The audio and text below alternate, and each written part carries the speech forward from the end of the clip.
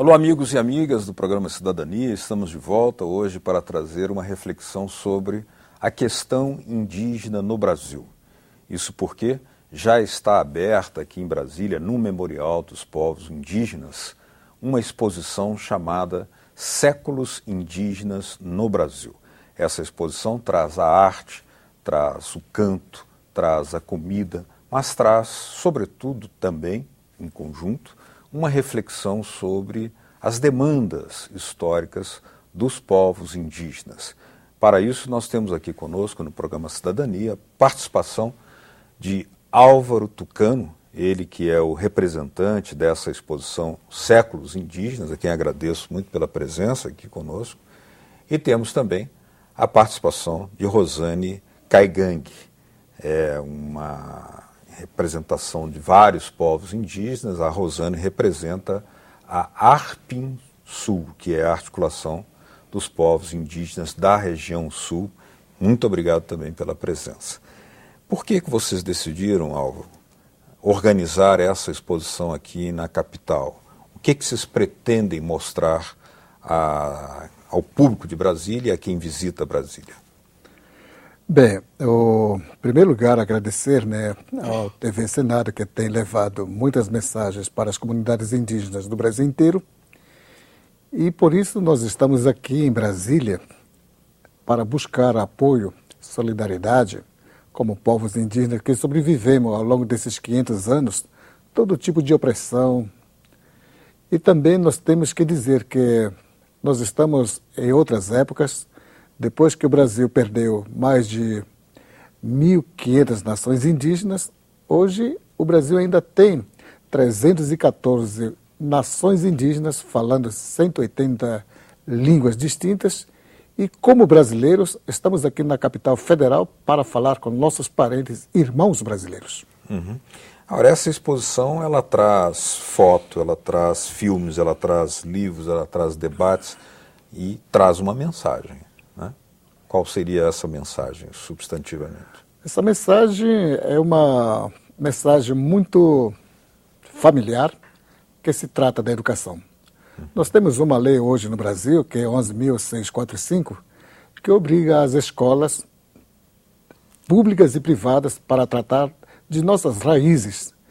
Uma das raízes é o índio, e outros são negros, e outras nações que chegaram por aqui. Então, nós temos valores próprios. Cada cabeça de índio, cada nação indígena, nós pensamos diferente. Nós temos línguas próprias, nós temos medicina, todos os conhecimentos tradicionais, nós somos detentores. Então, as nações indígenas hoje prestam grande serviço cultural, que é o patrimônio do povo brasileiro. Então, esses valores não podem ser assim deixados de lado. O povo brasileiro tem que conhecer o que nós temos de bom junto às populações indígenas e vice-versa. E hoje, no Memorial dos Povos Indígenas, é um espaço ideal para tratar de nossos assuntos brasileiros. Rosane, nós sabemos que apesar de leis já existentes, como a mencionada pelo Álvaro, a questão indígena nem sempre é tratada pelo sistema de educação atual da forma como vocês gostariam. Como é que vocês gostariam de ser retratados e estarem presentes na educação brasileira? Nós gostaríamos de ser tratados com um respeito, o cumprimento de uma legislação do Estado brasileiro que diz que nós podemos manifestar os nossos costumes e culturas, e praticar as nossas tradições. Então, nós temos, o que nós, povos indígenas, cobramos? A execução dessa legislação que existe, que é a Constituição Federal, as convenções internacionais, o arcabouço de legislações que defende os nossos interesses e direitos indígenas, E queremos ser tratados de acordo com a diversidade, de acordo com como nós somos, como agimos, como vivemos, de acordo com nossa cosmovisão como povos indígenas, jeito e modo de agir, de viver, de produzir. Nós queremos ser respeitados nesse sentido por esta legislação, que o Estado brasileiro possa nos respeitar nesse sentido, né? Mas o sistema educacional, ou a educação que chega até os povos indígenas, ela não consegue compreender assim, de forma adequada esse modo de ver o mundo, de estar no mundo que a cultura indígena possui? Não, ela não consegue atingir o que nós queremos, que é a observação ao diferente, o respeito ao diferente, né? Você vem uma educação do ponto de vista formal, que nós, claro, precisamos. Hoje nós temos universitários indígenas, né, na UNB, e temos alguns nas instâncias, nas universidades estaduais e federais, né, e também em universidades privadas. Mas o que nós sentimos é que, quando se trata da legislação em referência à educação indígena, que está sob responsabilidade das secretarias de educação do Estado, né, e tem o MEC, com uma coordenação, a SECAD, Secretaria que coordena as escolinhas indígenas dentro de nossas terras, né, eles não, chega na ponta, eles não respeitam essa diferença. Nós temos um calendário curricular, escolar, do ponto de vista não indígena. Nós temos diretores dentro de nossas escolas não indígenas. Então, como é que os nossos velhos, que são os sábios, vão para dentro dessa sala ensinar a oralidade, a história nossa para as nossas crianças através da oralidade, né? Como é que nossas mulheres vão ensinar dentro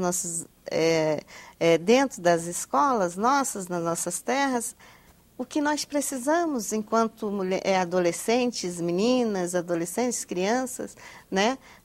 Aprender da nossa cultura. Esse respeito é que o Estado brasileiro ele não compreende, né? Que não é só a formação formal, mas nós temos a nossa formação como povos indígenas diferenciada que nós precisamos estar passando para nossas crianças, adolescentes, né? E mulheres, através da oralidade, né? Agora, isso então significaria, Álvaro, que a formação dos professores deveria ser transformada para que ela possa atender aquele público diferenciado que é o povo indígena ao qual ela se destina. Mas isso não tem havido um bom diálogo com o MEC em relação a isso? Bem, para mim, do ponto de vista de liderança do povo tucano, eu venho da fronteira com Colômbia e Venezuela, no Rio Negro, Amazonas, de São Gabriel da Cachoeira. Eu não conhecia a roupa até quando tinha 9 anos, em 63, quando fui para a aula. O pacote que eu recebi lá foi para ser cristão, obediente à doutrina dos padres, e coisas do meu avô ficaram de lado. Até hoje, que se fala de tanta democracia, o governo ainda continua fazendo aqueles pacotinhos unilaterais para colocar uma educação que não nivela com nossos conhecimentos. Então, o que é preciso? Precisamos dizer, nós, índios, temos o dever e a capacidade de educar os nossos filhos de acordo com as nossas tradições, como diz a Constituição brasileira. Compete ao Estado promover essas ações sociais e não ficar tutelando ou limitando as vozes das lideranças indígenas. Então, é isso que vai refletir essa exposição, mostrando que os índios têm interesse de estudar, desenvolver o país dentro de suas limitações, de seus projetos, como eles bem querem. Não pode, hoje, o Estado brasileiro impor uma educação sem ser discutida pelos pais, pelas lideranças indígenas. É o que estamos fazendo. Mas não